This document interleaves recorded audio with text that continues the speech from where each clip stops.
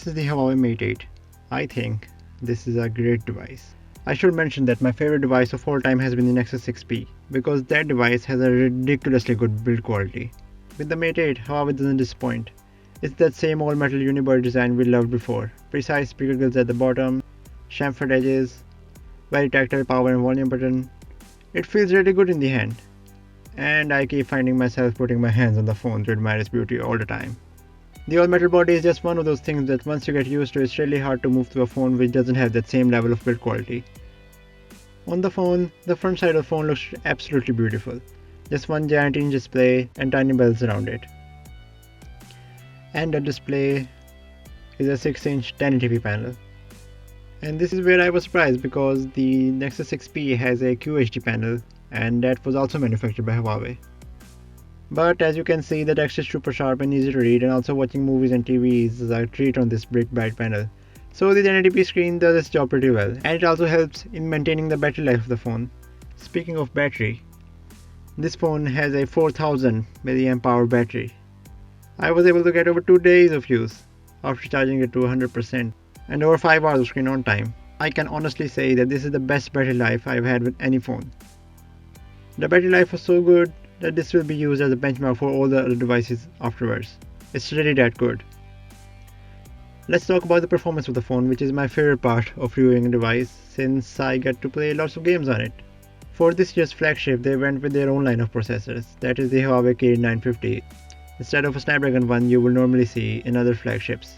But that's understandable because the Snapdragon 810 had so many issues last year.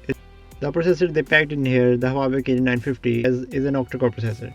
So it has 4 cores clocked in at 2.3 GHz for intensive apps and 4 1.8 GHz cores for light apps.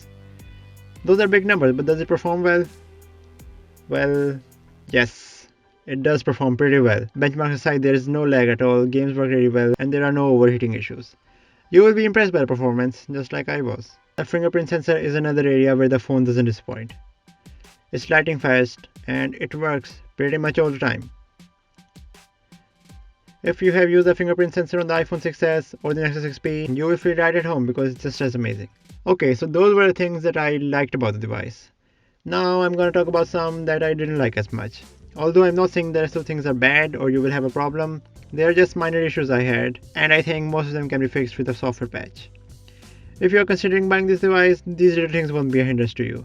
These are just minor issues I had, you won't have to compromise much. Which is something we can't say about all the devices. So the first problem I have is with the skin they put on top, the EMUI. The icons they chose are really not designed well. The launcher is all over the place and the lack of an app drawer just makes it look a little mess. But the good thing is, it's Android. We can fix all these issues by downloading a different launcher, which is what I did. I installed Nova Launcher. Once I changed the launcher and made the phone more in tune with what I want, I noticed that EMUI is actually not that bad at all. The timeline notification drawer looks really amazing and the in-call UI is just beautiful. So it's not all bad in terms of software.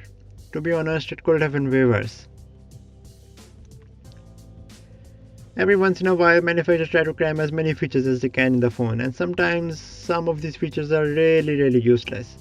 Like the knuckle sense, it's just much faster and easier to press an icon to open the app, instead of having to draw out a letter very awkwardly.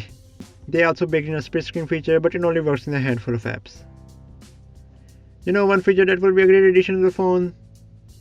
It would be having an app drawer. The camera is another part of the phone where I had some problems with. Well, I won't say I had problems with, I wasn't blown away. And that's surprising because the sensor they put in is actually a great sensor. It's a Sony built one and has optical image stabilization and an aperture of f2.0. So in theory that should result in some really good photos. Got some really great shots.